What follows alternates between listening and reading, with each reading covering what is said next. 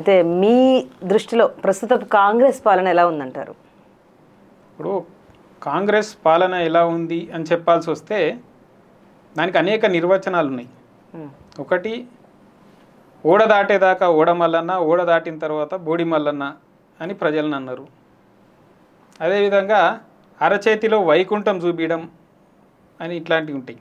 ఎందుకంటే ఎన్నికలకు ముందు ఏం చెప్పారండి, ముఖ్యమంత్రి రేవంత్ రెడ్డి అనేక పర్యాయాలు ఎలక్షన్స్ గురించి చెప్పినాయి. ఈరోజు మనకు వీడియోలు ఉన్నాయి సజీవంగా. మీరు బీఆర్ఎస్ వాళ్ళు 1,00,000 మాత్రమే చేస్తా అంటారు రైతు రుణమాఫీ, మీరు దబ్బున వెళ్ళి బ్యాంకులకు వెళ్ళి రుణాలు తెచ్చుకోండి, నేను రాగానే డిసెంబర్ 9 నాడు నీకు రైతు రుణమాఫీ 2,00,000 నేను చేస్తా, ఎవరు అవసరం లే నేను చేస్తా అన్నాడు. మా మాట నమ్మి రైతులు రుణాలు తెచ్చుకున్నారు. డిసెంబర్ 9 దాటిపోయింది, ఇది జూలై 9 కూడా దాటిపోయింది. కానీ రైతు రుణమాఫీ పైన ఈ రోజుకి స్పష్టమైన అవగాహన లేదు. కమిటీలతో కాలయాపన చేస్తున్నారు తప్పితే ఎక్కడ కూడా ఇచ్చింది లేదు. అక్కడ బ్యాంకర్లు మాత్రం రైతులను ఒత్తిడి చేస్తున్నారు, మీరు ఇస్తారా లేదా. మనం కామారెడ్డిలో చూసినాం, రైతుని నువ్వు గనక రుణం కట్టకపోతే తక్షణం నీ భూములు మేము జప్తు చేస్తామని, ఆక్షన్ చేస్తామని వాళ్ళ దానిలో బోర్డు పెట్టారు. దానిపైన మళ్ళీ అక్కడ మాజీ శాసనసభ్యులు సురేందర్ గారు రైతులతో కలిపి ఆ బ్యాంకు వద్దకు వెళ్ళి ముఖ్యమంత్రి రుణమాఫీ చేస్తా అంటేనే రైతులు నమ్మి తీసుకున్నారు, అతని తప్పిదం అది, వాళ్ళని ఎట్లా మీరు వేలం వేస్తా అని బెదిరిస్తారు, ఇట్లాంటివి చేస్తే మేము తిరగబడతామని రైతులు అందరితో కలిపి ముట్టడిస్తే అప్పుడు మళ్ళీ క్షమాపణ చెప్పి వెనక్కి తీసుకున్నారు. అదేవిధంగా ఏమన్నాడండి, పెద్ద పెద్ద మాటలు, కేసీఆర్ ఏంది మీకు 10,000 ఇస్తుండు సంవత్సరానికి ఎకరానికి, బిచ్చం వేస్తుండ ఏమన్నా, నేను రాగానే 15,000 ఇస్తా, రైతుకు 15,000 ఇస్తా ఎకరానికి, కౌలు రైతుకి ప్రతి ఎకరానికి 15,000 ఇస్తా, వ్యవసాయ కూలికి 12,000 ఇస్తా. మరి ఏమైంది, దగ్గర దగ్గర 8 నెలలు అయింది కదండి. ఎక్కడైనా 15,000 ఎకరానికి ఇచ్చింది ఉందా, లేదే. ఈ రోజుకి దానిపైన కూడా కాలయాపన చేస్తూ ఎంతసేపటికి కమిటీల పేరుతోని నడిపిస్తున్నారు. ఓకే, ఇది అయిపోయింది. ఇంటి వద్ద ఉన్నప్పటికీ ప్రతి మహిళకి నెలకి 2,500 ఇస్తా అన్నాడు. వాళ్ళు 6 గ్యారెంటీలో ఉంది కదా, 100 రోజుల్లోనే అమలు చేస్తామని 6 గ్యారెంటీలు ఇచ్చారు వాళ్ళు. ఏ మహిళకైనా 2,500 వచ్చిందా అండి? పోనీ ప్రతి ఇంటికి నెలకి 200 యూనిట్లు ఉచిత విద్యుత్ అన్నాడు. ఎన్నికలకు ముందు ఎక్కడ కూడా కండిషన్స్ చెప్పలే. ఇప్పుడేమంటాడు, కేవలం ఓనర్లకు మాత్రమే ఇస్తాం, కిరాయి ఉన్నోళ్ళకి. అసలు నిజంగా కూడా ఇండ్లలో కిరాయికి ఉండేది పేద మధ్యతరగతి వర్గాలే, వాళ్ళకే అవసరం, వాళ్ళకి ఉండ వాళ్ళని కట్ చేసేసిండు. అక్కడ మళ్ళీ ఒక పంగనామం ఏమన్నాడు, గ్యాస్ సిలిండర్ మీద 500 రూపాయలు తగ్గించి ఇస్తాం మేము అన్నాడు. తెలంగాణ రాష్ట్రంలో 92 లక్షల తెల్ల రేషన్ కార్డులు ఉన్న కుటుంబాలు ఉన్నాయి. అమలు ఎంతమందికి ఇస్తున్నాడు 500 రూపాయలు తగ్గించి గ్యాస్ సిలిండర్? 39 లక్షల కుటుంబాలకు మాత్రమే ఇస్తున్నాడు. మిగిలినవి మరి ఆ రోజు ఏదో కండిషన్లు చెప్పలేవు, అందరికీ చేస్తా అన్నాడే, చేయలేదు. తర్వాత చదువుకునే ప్రతి ఆడపిల్లకి స్కూటీ ఇస్తాం గవర్నమెంట్ తరపున అన్నాడు.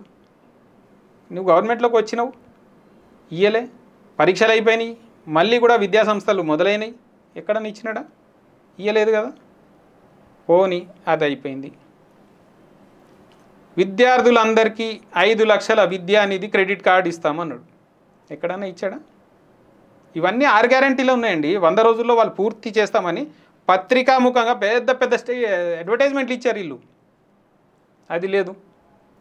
మేము రాగానే తొలి క్యాబినెట్లోనే మెగా డిఎస్సి అనౌన్స్ చేస్తాం అన్నాడు. మెగా డిఎస్సి అనౌన్స్ చేశాడా? చేయలేదే. గత ప్రభుత్వంలో మేము నోటిఫికేషన్లు ఇచ్చి పరీక్షలు నిర్వహించి ఫలితాలు ప్రకటించిన వాటికి నియామక పత్రాలు ఇచ్చి నేను ఉద్యోగాలు ఇచ్చా 30,000 ఉద్యోగాలని చెప్పుకుంటున్నాడు. సిగ్గుచేటు ఎక్కడన్నా ఉంటుందా అండి? అంతకంటే దారుణం. సిగ్గిడిచి పరిపాలిస్తే ఇట్లుంటుంది. సో కాంగ్రెస్ పరిపాలన గురించి చెప్పుకోవాలంటే 7 నెలల పాలనలోనే ఆటో డ్రైవర్లు వీధికెక్కి పోరాటాలు చేస్తున్నారు, నిరుద్యోగులు వీధికెక్కి పోరాటాలు చేస్తున్నారు, గ్రూప్ 2 యాస్పిరెంట్స్ పోరాటాలు చేస్తున్నారు, డిఎస్సి యాస్పిరెంట్స్ పోరాటాలు చేస్తున్నారు. అదేవిధంగా సొంతంగా ముఖ్యమంత్రి నియోజకవర్గం కొడంగల్లో తాగునీరు మాకు అందజేయాలి, తాగునీరు వస్తలేదు అనేసి అక్కడ ధర్నాలు చేస్తున్నారు. నిరంతరం ఏదైతే సాంఘిక సంక్షేమ హాస్టల్ ఉన్నాయో ఫుడ్ పాయిజనింగ్లతోని విద్యార్థులు వీళ్ళందరూ కూడా హాస్పిటల్ పాలవుతున్నారు. లేదు అర్ధరాత్రి పూట బస్సులు దొరక మహిళలు రోడ్డు మీద ధర్నాలు చేస్తున్నారు. ఎందుకంటే ఉచిత బస్సు ప్రయాణం అని ఒకటి పెట్టి బస్సుల సంఖ్య తగ్గించేశారు. అదొకటి అయ్యింది. కాబట్టి కాంగ్రెస్ పరిపాలనలో ఈరోజు సంతృప్తికరంగా ఉన్న ఒక వర్గం అంటూ ఏదన్నా ఉన్నదా? కేవలం కాంగ్రెస్ పాలనలో ఎప్పుడైనా సరే సంతోషంగా హ్యాపీగా ఉండేది ఎవరంటే దళారులు. ఎందుకంటే ఆ మధ్యవర్తి దళారీ అనేది కాంగ్రెస్ పెంచి పోషించిన వ్యవస్థ. వాళ్ళు మాత్రమే బాగుపడతారు.